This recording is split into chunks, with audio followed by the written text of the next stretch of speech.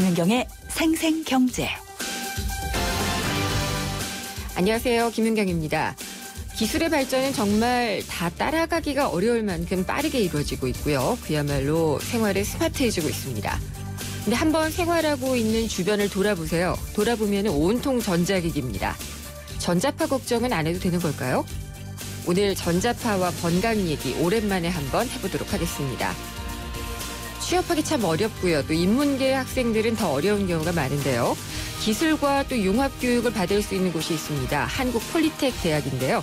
오늘 이우영 폴리텍 대학 이사장님 모시고 어떤 교육을 어떻게 받을 수 있는지 자세하게 들어보겠습니다. 김윤경의 생생경제 1부 시작합니다.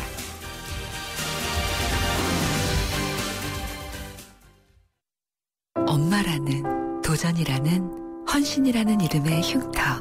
때론 자랑스럽지만 달라졌으면 하는 여자 마음. 더마틱스 울트라로 흉터 달라질 수 있습니다. CPX 성분이 흉터를 흐리고 부드럽고 매끈하게. 흉터 전문 더마틱스 울트라. 본 제품은 의료기기입니다. 도시의 여러분, 저 김연아는 평창에 있습니다.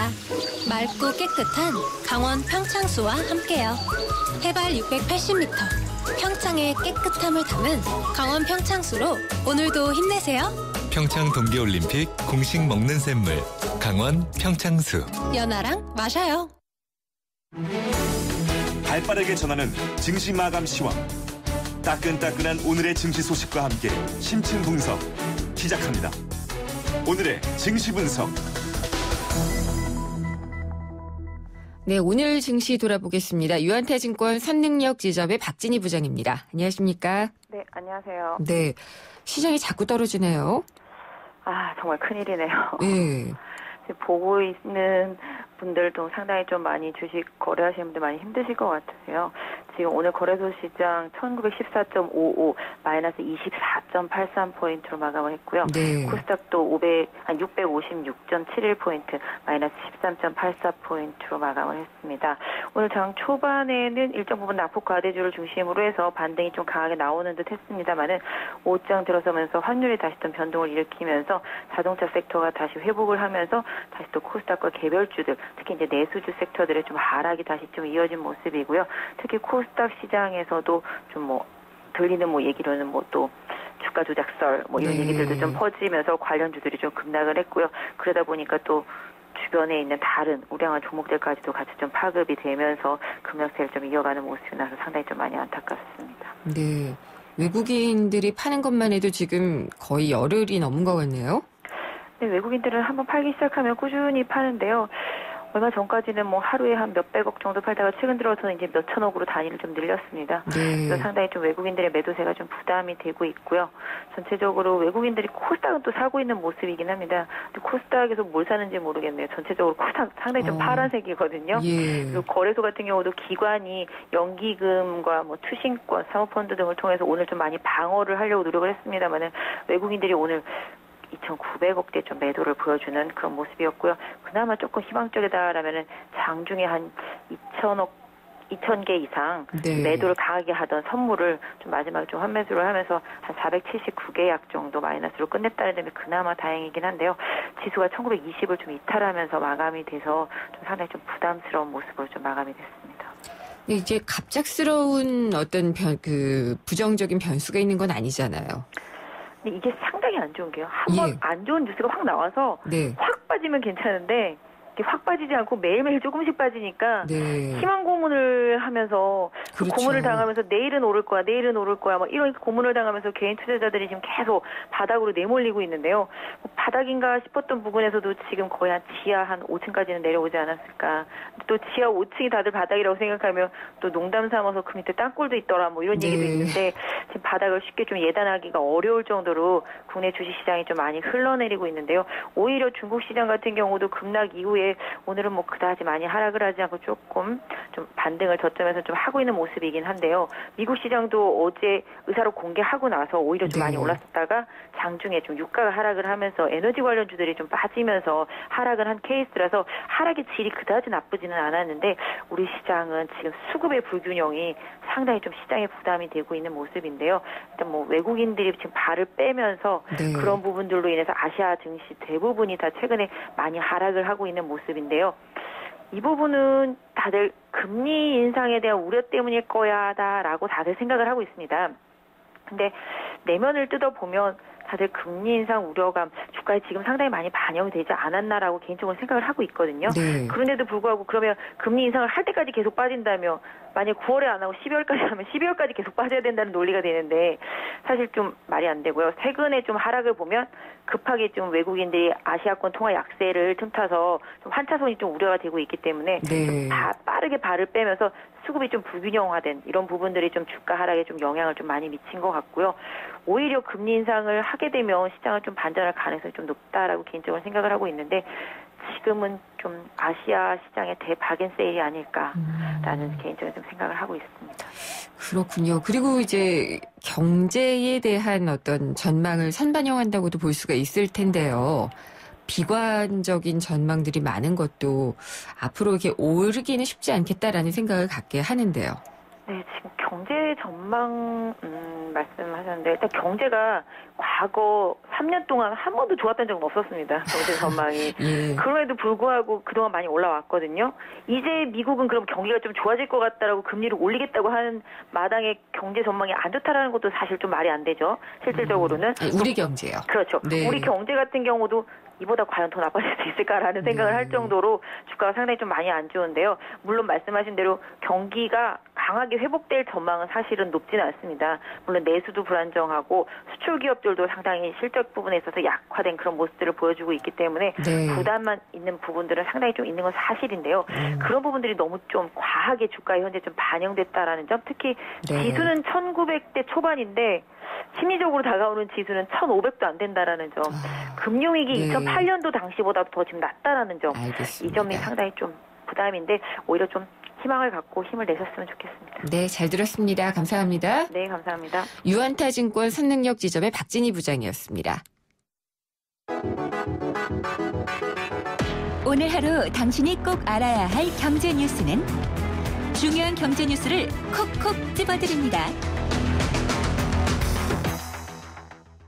네, 오늘의 주요 경제 뉴스 정리해 보겠습니다. VIP 머니투데이의 배성민 기자입니다. 안녕하십니까? 네, 안녕하십니까. 배성민입니다. 네. 금융시장 방금도 전해드리기는 했지만 굉장히 예. 불안하거든요. 예, 코스닥은 더더욱 그렇고 원인은 어떻게들 보고 있나요? 일단 오늘 코스닥 시장이 또 2%대 하락해가지고 굉장히 낙폭이 큰데요.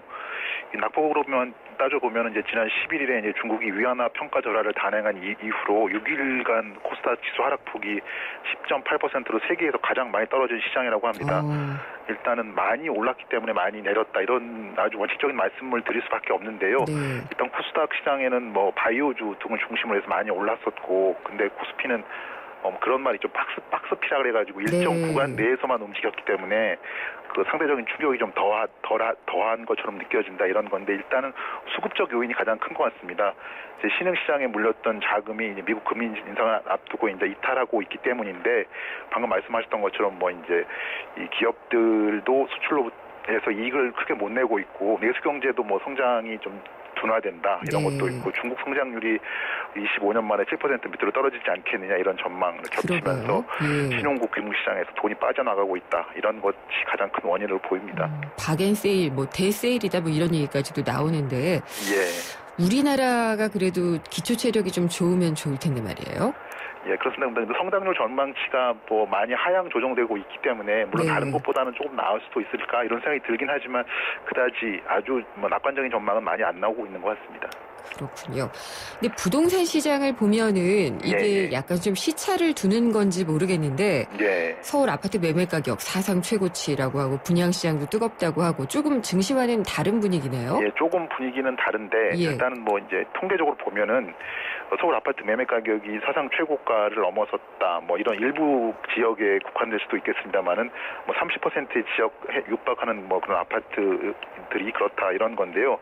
일단은 그 원인을 따져보면은 지난 1년 동안에 이제 주택담보대출 비율이라고 하는 LTV, 뭐 총부채 상환 비율이라고 하는 DTI 같은 수도권 주택담보대출 규제가 좀 완화됐고 네. 한국은행이 세 차례 기준금리 인하에 나서 대출금리가 뭐 2%대 후반, 3% 초반까지 아주 많이 낮아졌습니다. 이것 때문에 이제 이자 부담이 좀 덜해진 건데 초저금리로 인해서 주택 수요가 늘면서 이제 2008년 이후에 좀 잠잠했던 아파트 가격이 좀 꿈틀하는 거고요. 그리고 최근에 뭐 워낙 많이 말씀드렸겠습니다만 전세 가격이 많이 오르면서 네. 차라리 이럴 바에는 집을 살까? 이런 고민 많이 하시는 분들 많이 있지 않습니까? 많죠. 그래서 이제 그 이 지역별로 보면은 이제 구별로 보면은 이제 그 강남, 서초, 송파, 강남 산구라고 하는 이곳과 강동구가 좀 많이 올랐습니다. 특히 이제 서초구가 많이 오른 곳이 많은데요. 서초구에는 특히 재건축 관련된 중심지라고도 불리는 반포가 이쪽에 있습니다. 네. 그래서 서초구가 좀 많이 오른 것처럼 보이고 일단은 뭐 이제 10채 가운데 3채의 가격이 7년 전에 형성한 최고점, 전고점을 돌파를 하면서 좋아진 것 같긴 한데 네. 거품이지 않을까 이런 우려도 이제 좀 많이 좀 고개를 들고 있습니다. 거품을 한번 학습을 했었기 때문에 우려하는 목소리도 같이들 많이 나오고 있는 것 같기는 해요. 근데 이 강남 3구 이야기를 하셨으니까 또 생각이 나는데 우리나라 부동산 가격에는 교육이 굉장한 영향을 미치잖아요.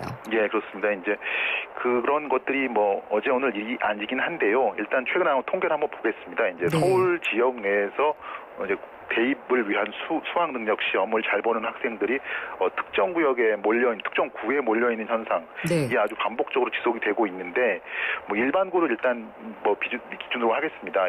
수능 성적이 가장 좋은 구가 방금 말씀드렸던 이 집값이 많이 올랐던 지역 중 한 곳인 강남구 이쪽에 이제 전체 응시 인원의 17%가 국영수 영역의 평균 2등급 이건 성적 100분율로 11% 이상이라고 하는데 이내겠죠?에 든다고 합니다. 이제 강남구 소재에 한 5,500명 따져봤을 때 한 900여 명은 이런 좋은 성적을 거둔 것이다.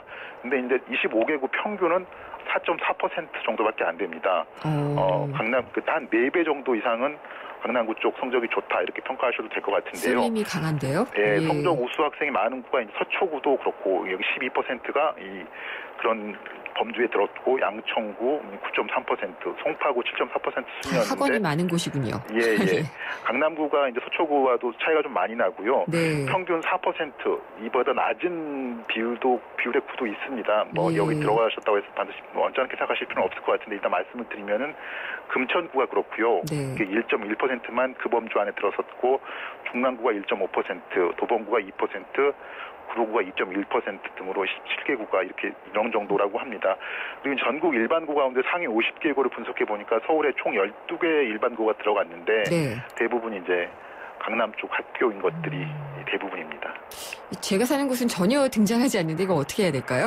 네, 저도 동작구에 사는데 안 등장하고 있습니다. 긴장을 좀 해야지 되는 건지 참 많은 생각을 하게 하네요. 노동개혁도 화두인데 지금 대화의 장이 지금 없어졌다라고 봐야 되잖아요, 일시적으로. 열어보려고 하는데 잘 안 되는 거죠. 그렇죠. 그래서 이 노조 측에 들어와 달라라는 것을 얘기를 하는데 주저하고 있고 또 정부가 이제 언제까지 안 들어오면은 안 하겠다라고 압박도 하고 있는 것 같아요. 예, 맞습니다. 이제 어제 그제는 최경환 경제부총리가 그런 말을 했고 오늘은 이제 이기곤 고용노동부 장관이 비슷한 말을 했습니다. 이제 한국노총이 노사정위 복귀를 결정하지 못하면은 이 독자적으로 할 수도 있다. 이런 정도까지의 언급인데요.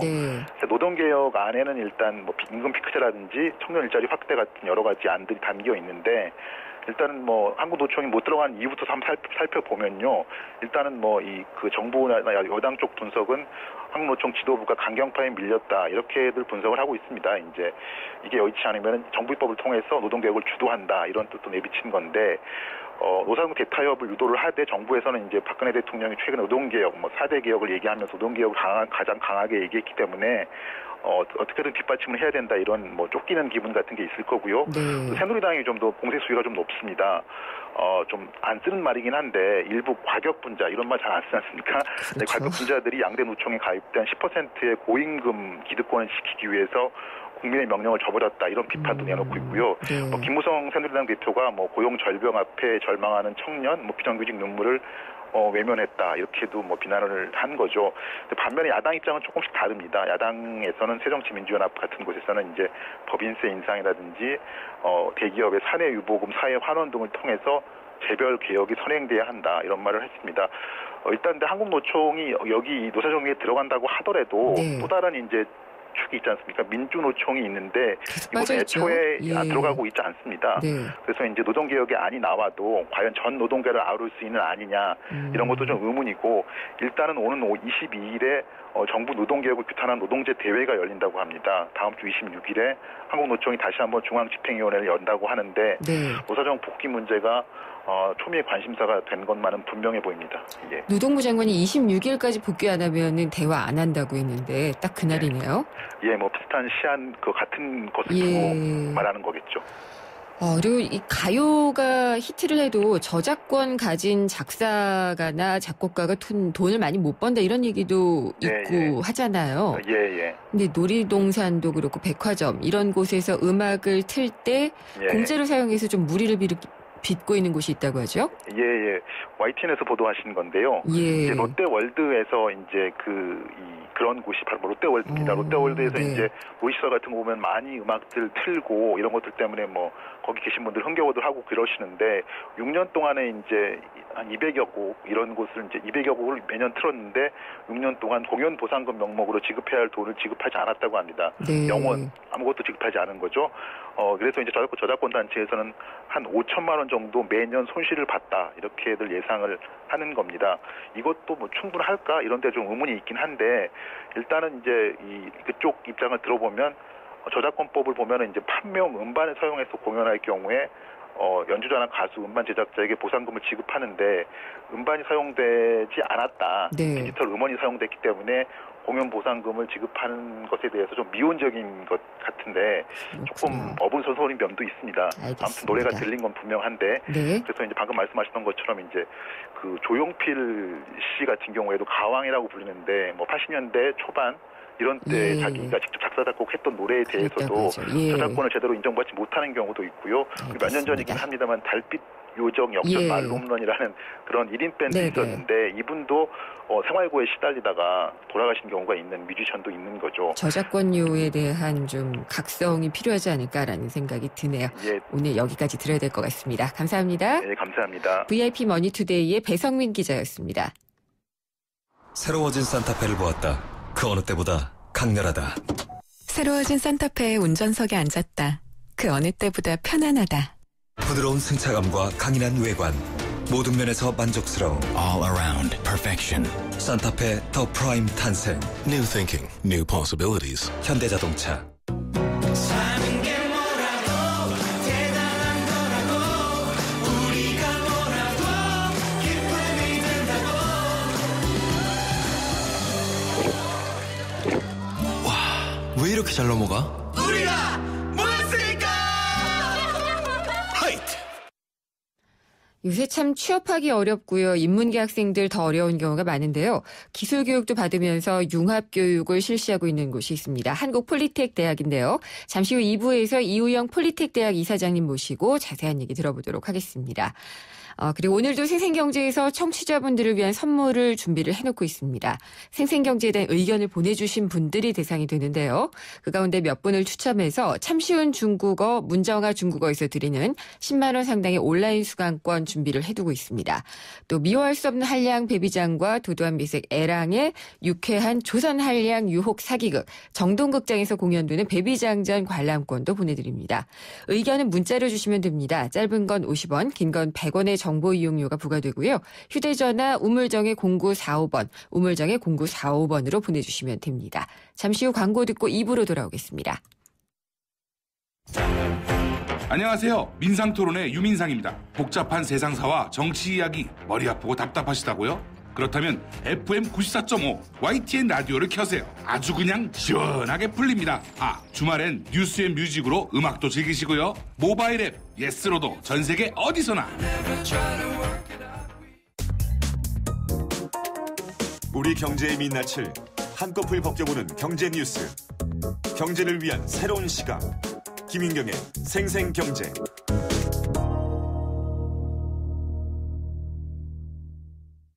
포르쉐 모터스포츠. 이것은 모든 포르쉐의 기원이며 모든 아이디어의 시작이며 스포츠카의 새로운 기준을 만들어가는 끝없는 영감의 원천입니다. 그것이 바로 모든 포르쉐가 스포츠카인 이유입니다. Every Porsche Sports Car. 살맛 나는 경제, 내 삶인 경제. 바로 김은경의 생생경제입니다. 생생 인터뷰 오늘은 좀 특별한 분을 초대를 했습니다. 한국폴리텍대학의 이우영 이사장님 모셨습니다. 안녕하십니까? 예, 안녕하세요. 한국폴리텍대학 이사장 이우영입니다. 반갑습니다. 네, 반갑습니다. YTN 라디오 청취자분들께서도 한국폴리텍대학이 어떤 대학인지 어떤 걸 교육하는지 잘 모르실 수도 있는데요. 소개부터 좀 부탁을 드릴게요. 네, 한국폴리텍대학은 46년의 긴 역사를 갖고 있습니다. 한국폴리텍대학이 처음 시작할 때는 우리나라 산업 인력이 많이 필요했던 시기죠. 1968년도니까요. 그때 산업 기능 인력을 많이 양성할 필요에 의해서 전문 기능 인력량 직업훈련, 국립직업훈련원이었습니다. 아, 원래 이름이요? 예, 원래 이름이 그랬죠. 그러면서 시대에 맞추어서 국가 경제가 발전하고 산업이 변화하면서 거기에 맞추어서 저희 폴리텍 대학이 변화를 몇 번 거치게 됩니다. 네. 3단계의 변화를 거치게 되었는데요. 가장 최근에는 이제 2006년도에 들어서 비로소 한국 폴리텍 대학이라고 하는 그런 명칭을 갖게 되었고요. 그동안 저희들이 한 200만 명 이상의 현장 기술 인력을 46년간 배출해 왔고 작년만 해도 한 14만 6천 명 정도의 다양한 인재. 예. 여기서 말하는 다양한 인재는 청년들. 네. 그다음에 기업체 재직하시는 분들. 경력 단절 여성, 네. 베이비 부모, 다문화 가정의 고등학교 청소년들. 굉장히 다양하네요. 네, 다양한. 그래서 폴리텍이라고 하는 이름의 폴리라고 하는 뜻이 종합적이다 하는 이런 뜻입니다. 그래서 우리말로 정확하게 표현하면 종합 직업 훈련 대학이다. 생애 전 주기에 거쳐서 일자리를 구하고자 하는 모든 사람에게 학위도 주지만 자격도 주고 일자리와 연계된 직업훈련을 하는 종합직업훈련 서비스 기관, 대학. 제가 볼 때 아마 한국폴리텍대학이 발전하고 추구하는 방향이 전 세계에서 추구하고 있는 미래형 대학 그 모델로 가고 있지 않나 저는 이렇게 생각을 하고 있습니다. 취업률은 굉장히 높을 것 같다는 생각이 드는데요. 취업률은요. 저 해마다 이제 교육부에서 대학 정보공시 취업률을 공개를 하죠. 2014년도만 해도 저희들이 85.8%. 85.8%요? 네, 이게 숫자가 갖는 의미가 어떤 의미를 갖냐면은 전문대학 평균 취업률보다 한 20%가 높고요. 4년제 대학 평균 취업률보다는 한 25에서 30% 높죠. 근데 이러한 높은 취업률의 영향으로 사실 우리 대학에는 이전에 다른 대학을 다닌 경험이 있는 고학력자들이 지금 점점 늘어나면서 많이 오고 있습니다. 재교육을 받으시는 거네요? 재교육이죠. 일자리를 잡기 위해서 기능 훈련을 받고 취업을 이제 산업 현장으로 가겠다 하는 건데요. 저희들이 지금 현재 하는 서비스에 보면은 직업훈련 과정 기준으로 거의 절반 정도가 바로 우리 고학력자들이 다시 유턴해서 폴리텍 대학 실제 사례를 하나 좀 말씀드려 볼까요? 얼마 전에도 이제 국내 이제 명문 대학에 재학 중인 어떤 학생이 있었는데 행정고시를 수년간 낙방을 했어요. 아이고. 그러다 보니까 이제 자포자기해서 게임 중독에 빠졌죠. 대학을 당연히 자퇴를 했죠. 이제 33살이 돼서 이제 우리 대학에 온 학생이 이제 있었어요. 좋은 대학에 처음엔 들어갔지만 무작정 고시에만 매달리 살아왔죠. 목표 없는 삶을 살아갔다고 이제 이게 과연 우리나라 대학의 현실입니다. 사실은 많은 학생들이 실패의 원인이었죠. 그렇지만 이제 우리 대학에 오고 난 후 본인의 뚜렷한 목표 그리고 우리 교수님들이 상당히 이제 열정적으로 밀착 수업을 많이 해주세요. 개개인마다 특성을 좀 살려서 그렇게 해서 자신의 전문 기술을 활용해서 지금은 아주 보람되게 IT 전문가의 길로 지금 걷고 있고요. 훈련한 소식인데 이런 젊은 층 얘기뿐만이 아니고 이제 좀 다른 얘기로 다른 사례로 보면은 3, 40대 여성분들 같은 경우에 이제 경력 단절 여성이라고 할 수 있는 육아와 분들인데 출산 때문에 단절되는 경우가 너무 많아요. 맞습니다. 지금 우리 이제 사회에서 중요한 경제의 한 축을 담당하는 계층인데요. 사회 전체 진출을 위해서 이제 어려움을 겪고 있는 경우가 많습니다. 그 42세 어느 그 여자분인데요. 네. 그분은 우리 대학이 창원에 이제 창원 캠퍼스가 있어요. 그 창원 캠퍼스에서 컴퓨터 응용 기계 설계과라고 하는 학과에서 재학하는 동안에 이제 거기서 공부한 내용을 가지고 뭐 산업응용학회 뭐 논문도 한 3편 정도 발표하고 또 수업 시간에 한 과제로 해서 프로젝트로요. 네. 그 뭐 프로젝트 제목이 곰팡이 억제 팩이라고 하는데 그걸 특허도 출원했고 네. 이것이 계기가 돼가지고 그 지역에 그 우량 기업의 기계 설계 전문가로 그렇게 활약을 하고 있습니다. 재취업에 상당한 도움이 됐네요. 네네. 예. 이런 이제 취업자들을 잘 이제 배출하는 우리 대학이 사실은 뭐 그냥 이렇게 취업이 높다 하는 것보다는 우리가 취업을 할 수 있는 시스템을 사실 갖고 있었죠. 네. 오랫동안 우리 한국 폴리텍 대학은 고유의 취업 하는 학생들 가리키는 고유 모델이 있습니다. 중요한 게 이제 유명한 저희들이 브랜드라고 할 수 있는 팩토리 러닝 시스템이라고 해서. 이건 뭔가요? 팩토리 러닝 시스템이요? 예, 현장과 밀접한 교육 시스템입니다. 네. 저희들이 전국적으로 폴리텍 대학이 34개 캠퍼스가 있지 않습니까? 네. 그중에서 저희들이 13,000개의 기업을 저희들이 관리를 하고 있어요. 네, 이게 기업 전담제라고 하는 건데 평균적으로 따지면은 교수님 1인당 한 10개 정도의 기업하고 교류를 맺고 있고요. 우리 학생들이 이 전담으로 맡고 있는 기업체에 가서 학교와 기업을 왔다 갔다 하면서 현장 실습도 하고 이런 교육도 받고 하는 이런 시스템이 이제 팩토리 러닝 시스템이다 이렇게 말씀드릴 수 있는데 작년 같은 경우에는 10명 중에서 한 8명 정도가 거의 우리 학생들이 대부분 이 제도를 통해서 취업을 했다 이렇게 말씀드릴 수 있고요. 취업이 쉬울 것 같아요. 예, 직접 가서 보고 일을 해봤으니까요. 네. 예. 또 다른 이제 장점이 다른 전문대학이라든가 다른 데와 또 다른 점이 저희들이 이론대 실습의 비율이 굉장히 실습의 비율이 한 70% 정도로 굉장히 높고 또 2년 동안에 학생들이 따야 할 그 학점이 일반 전문대학보다 한 28학점이 높아요. 그러니까 108학점 정도 따야 되는데요. 이수하려고 그러면 70%의 실기와 108학점 이수. 뭐 거의 강도 높은 그러니까 학교 실습장에서 거의 살고 있다. 아니 그건 너무 하드 트레이닝 아닌가요? 예, 뭐 하드 트레이닝이라고 하긴 하지만 졸업하고 나면은 뿌듯함을 갖고 있고 전원 다 자격증을 땄고 정말 기업에서 필요로 하는 인재를 양성을 이제 해야 되기 때문에 그럼 기업이 좋아해요. 여기에 맞춰서 저희들이 사실은 산업 기술이 굉장히 빨리 이제 발달을 하고 이런 수준을 쫓아가기 위해서 기업체 에서 구비하고 설치하고 있는 장비와 거의 유사하게끔 쫓아가기 위해서 저희들도 매년 한 400억 정도 규모의 장비를 또 투자해서 최신의 실습 장비를 또 구비하는 그런 노력도 갖고 있고요. 그렇군요. 무엇보다 중요한 게 우리 대학이 지역 산업과 맞춤형 교육 체계를 구축하고 있습니다. 예컨대 원주에는 인근의 의료산업기기가 상당히 발달되어 있습니다. 원주 특화된 산업이죠. 거기에는 그 지역에 맞는 의용공학과가 있고 또 경남 사천에는 항공 캠퍼스가 있습니다. 인근에 항공산업이 상당히 크게 밀집해서 지금 들어와 오고 있는데 취업률이 굉장히 높죠. 그래서 모든 지역에 있는 폴리텍 캠퍼스는 그 지역의 특화된 산업과 연계돼서 특성화 학과를 운영하고 그래서 지역 산업과 우리 학생들의 취업과 동시에 발전하는 그런 윈윈 효과를 바라보고 있습니다. 예. 기술이라고 하면은 사실 이제 이공계 출신 뭐 고등학교든 대학이든 간에요. 하신 분은 어렵지 않게 접근을 하실 텐데 인문계 학생들은 그런 기술적인 소양이 좀 부족하거나 그럴 수도 있을 텐데 폴리텍 대학에 들어가서 잘 배우나요? 어떤가요? 네, 그 아주 좋은 질문이신데요. 저희 대학에는 전문대나 2년제 대학에서 유턴한 고학력자 비율이 굉장히 높습니다.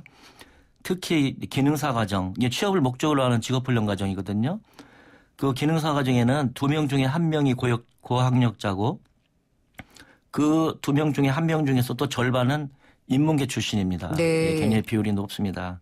근데 인문계 출신 학생들이 기술을 쉽게 습득을 할 수 있도록 저희들이 특별히 그 1학년 1학기 때는 필수 과목으로 해서 직업과 경력 개발이라고 하는 과목으로 미리 오리엔테이션을 시키면서 그 기술적 소양을 먼저 닦게 해주고요. 또 학생들에게 진로 선택의 기회, 대학생활 설계, 자기개발 능력을 향상시켜 주기 위해서 참인 폴리텍, 그러니까 사람 인자를 쓴 거죠. 참인 폴리텍의 교양국가를 개설해서 하기도 하고 또 기업 내에서 취업해서 잘 적응할 수 있도록 조직의 이해 능력이랄지 또는 대인관계 능력 이런 기본 소양이 될 수 있도록 또 참인 엔지니어 이런 교양 과목도 개설을 했고 저희들이 사실은 인문계 학생들에 대해서는 각별히 신경을 쓰고 있습니다. 인문계 대학생이 그 인문계를 전공으로 해왔던 것을 어떻게 하면 그 영을 그대로 가지고 오면서 기술 분야에서 취업할 수 있는 전공 분야로 트랜스퍼를 잘 할 수 있게 하느냐.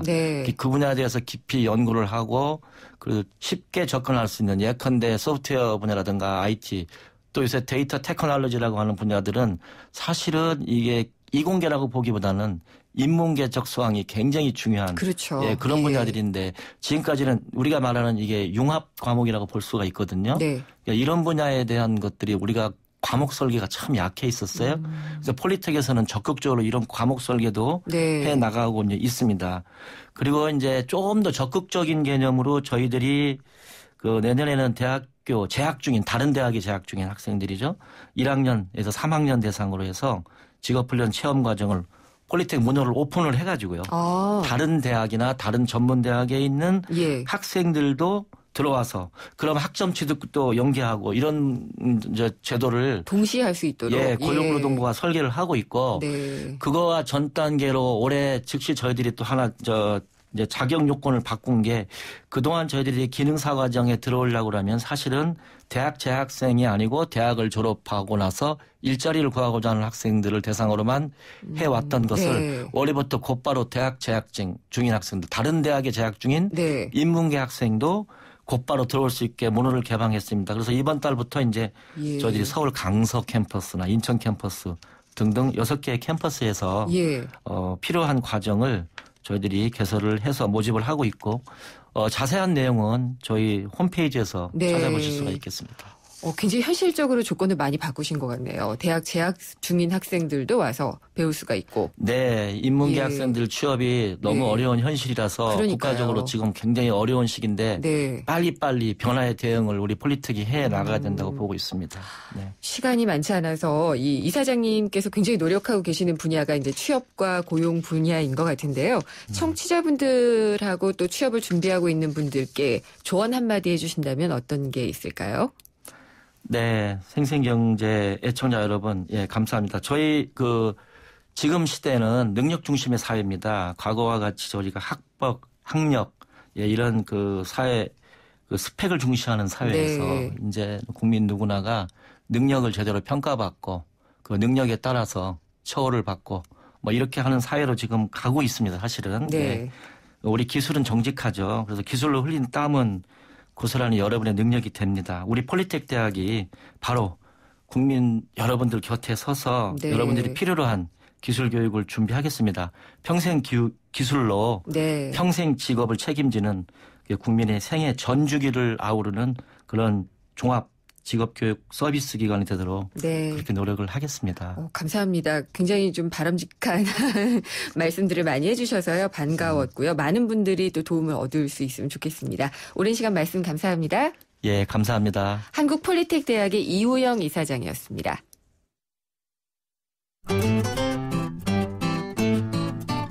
생생경제를 다양하게 만나는 방법. YTN 라디오 앱 예스와 웹사이트 김윤경의 생생경제 또는 트위터 YTN_이코노미로 실시간 듣기와 다시 듣기를 하실 수 있고 방송 내용에 대한 문의와 의견을 주실 수 있습니다.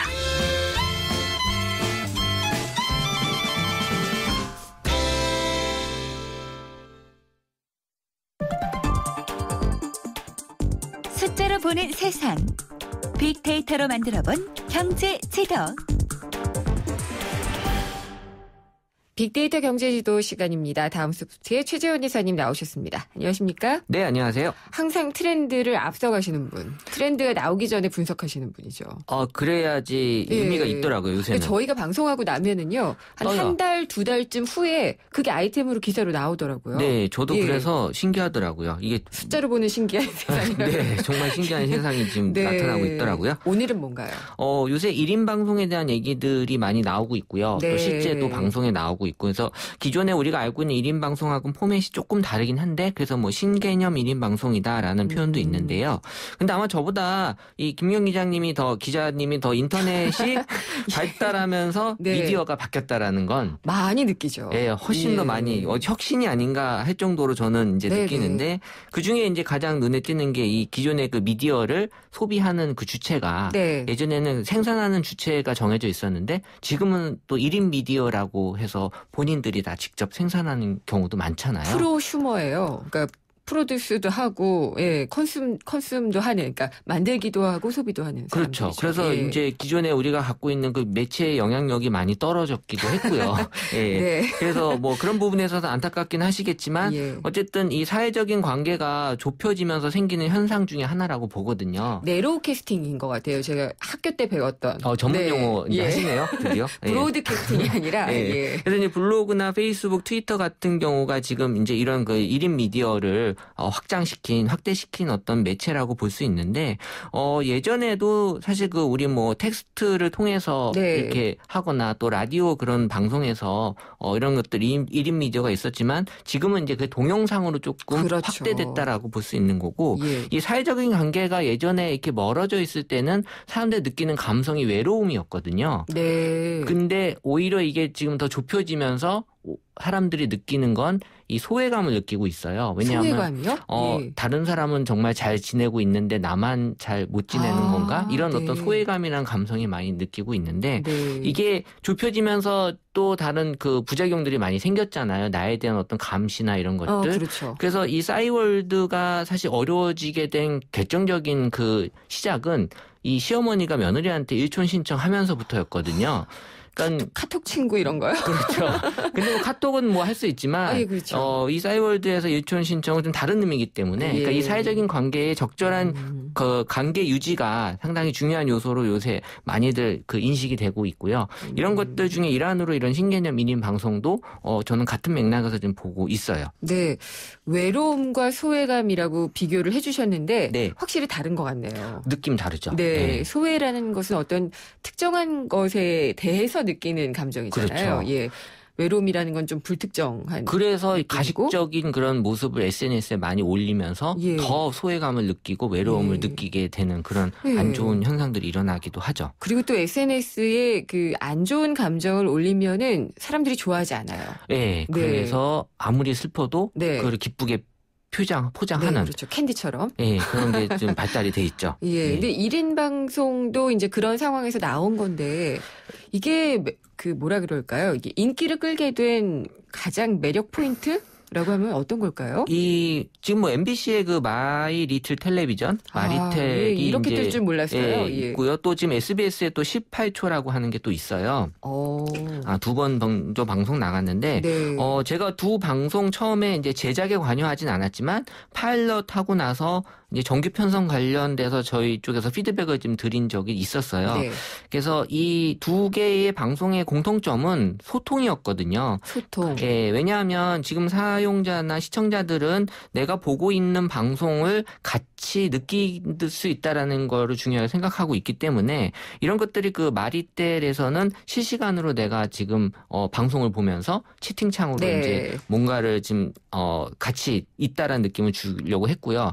사실 저는 그 한 1년 전부터 이 방송 분석을 하면서 이 방송 시간대에 트위터에서 이 트윗을 날리는 사람들이 혼자 방송을 드라마를 보면서 트윗을 날리는데 누가 옆에 친구한테 얘기하듯이 트윗을 날리더라고요. 그러니까 그때 이제 사람들은 거기에 대한 어떤 그 욕망이 있구나. 예전에 드라마는 여럿이 이렇게 보는 느낌에서 어느 순간 혼자 보는 걸로 바뀌고 있었거든요. 각자의 방에서. 그런데도 불구하고 뭔가 자기가 여럿이 본다라는 느낌을 거기서 좀 찾으려고 하는 게 있어서 저는 이런 그 1인 방송이 좀 잘 통할 수 있겠다는 생각은 했었어요. 그러셨군요. 근데 이제 중요한 건 어떤 방송이든지 그 소재인데 그 MBC 마이리틀 텔레비전은 이제 소재 자체가 너무 좋았어요. 그래서 이제 요리라고 하는 어떤 사람들로 하여금 뭔가 볼 수 있게 하는 내가 참여를 직접 하고 싶어 하고. 그러니까 요새 플레이 슈머라고 해서 직접 만들고 체험하는 걸 좋아하잖아요. 그러니까 그런 소재를 잘 잡아서 또 사용자들에게 소통까지도 같이 해주고 보니까 계속 사과하라 그러던데요. 거기다가 또 이 감동 요소. 또 이 종이접기라는 또 요소를 넣어서 맞아요. 감성 요새 필요한 요소들을 다 집어넣었어요. 그래서 이런 것들이 지금은 이제 잘 좀 시청자들에게 잘 이제 통하고 있었던 것 같아요. 네. 저희 생생경제도 좀 컨설팅을 해주셔야 될 것 같은데요. 네, 근데 라디오를 많이 들으셔야 되는데요. 제가 뭐 라디오를 많이 듣게 해야죠. 앞으로. 근데 라디오가 그야말로 소통을 1대1로 할 수 있는 매체로 느껴지기는 했었는데 과거에는. 그렇죠. 지금도 사실 이 라디오의 어떤 확장판, 이게 팟캐스트라고 하는 게 사실 저는 TV와 라디오의 어떤 종합판으로 다시 재편성된 거라고 보는데 이 팟캐스트의 인기는 계속 늘어나고 있어요. 그렇죠. 그래서 이 출퇴근 시간에 맞춰서 자기가 원하는 관심사를 골라 들을 수 있다라는 그 특징들이 있거든요. 네. 우리 1인 방송 지금 이제 그 마이 리틀 텔레비전을 가지고 이야기를 해주셨는데 이 쌍방향 소통을 이제 시작한 이 1인 방송이라는 것의 역사는 좀 짧잖아요, 그렇죠? 짧지만 그 우리가 잘 아는 그 아프리카 TV가 2006년도부터 사실 오픈은 오래전에 했어요. 이 뜻이 저도 이번에 알았는데 올 프리 캐스팅이라는 거에서 아프리카라는 뜻이었더라고요. 저도 이번에 처음 알았네요. 그렇죠. 이 무료 방송이다라는 뜻으로 했는데 그 당시에는 큰 인기를 끄지 않았지만 어느 순간부터 사람들에게 많이 또 매니아층을 또 이루고 있었고 이게 어떻게 보면 그 팟캐스트처럼 자기가 좋아하는 관심 있는 분야를 골라서 볼 수 있는 또 이 역할을 하기 때문에 사람들에게는 꾸준하게 인기를 이제 가질 수 있었고 그 18초 제가 아까 말씀을 좀 더 드리면 왜 18초인지를 그 당시에 이제 제작할 때 제가 여쭤봤더니 보통 이 동영상에서 사람들이 딱 느낌을 아는 시간 18초라고 하더라고요.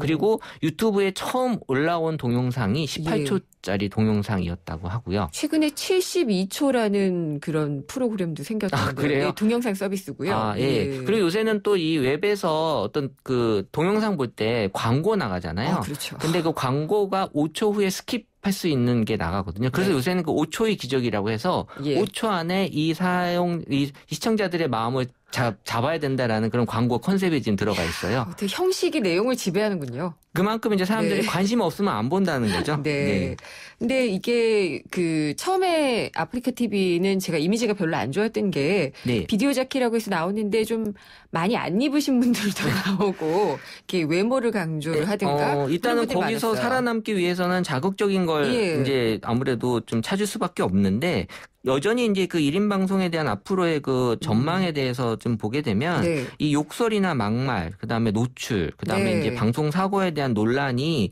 계속해서 이 깊게 관여가 돼 있을 것 같아요. 그래서 이런 또 이 비디오 그 브로드캐스팅 자키들에 대한 어떤 과열로 인해서 이제 좀 그런 어떤 문제들이 이제 계속해서 나올 것 같고 이런 선정성, 폭력성 등에 대해서는 계속해서 이제 생각을 해야 될 부분이 아닌가 봐집니다. 그러니까 이게 지금 인터넷으로만 나가는 거니까 사실 방송과 관련된 법 규제에는 적용을 안 받을 것 같아요. 그렇죠. 그러니까 더더욱 자유롭게 할 수 있기 때문에.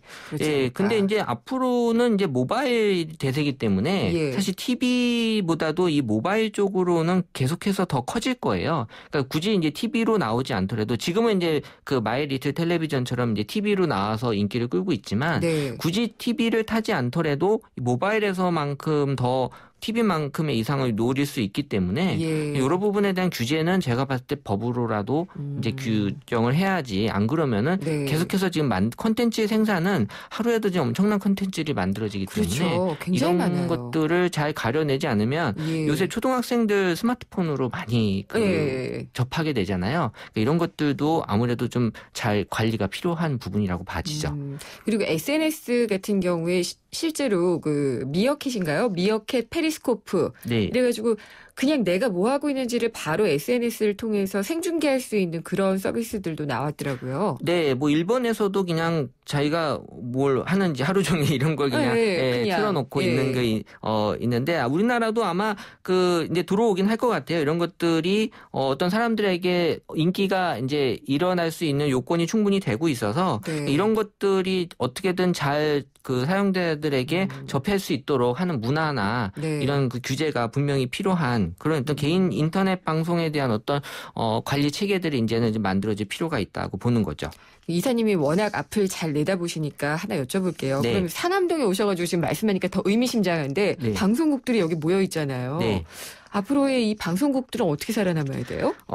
방송국은 제가 봤을 때 그 소재에 대한 어떤 집중을 더 하셔야지. 그러니까는 지금 너무 컨텐츠에 대해서 지금도 많이 고심을 하시는데 요새 사용자들은 이게 그 TV든 그 스마트폰이든 뭐 어디건 라디오건 소재만 좋으면 그냥 듣거든요. 내용을 이야기하시는 그렇죠. 거군요. 예, 내용이 콘텐츠. 관심을 있지 그 매체에 대한 관심은 어떻게 보면은 큰 중요한 요소라고 봐지진 않아요. 그렇죠. 근데 이제 TV나 이런 라디오기 때문에 뭔가 더 이렇게 제약이나 이런 보수적인 부분들이 아무래도 많이 존재한다고 보거든요.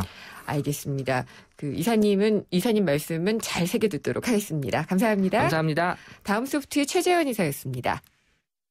사는 게 뭐라고 대단한 거라고 우리가 뭐라고 기쁨이 든다고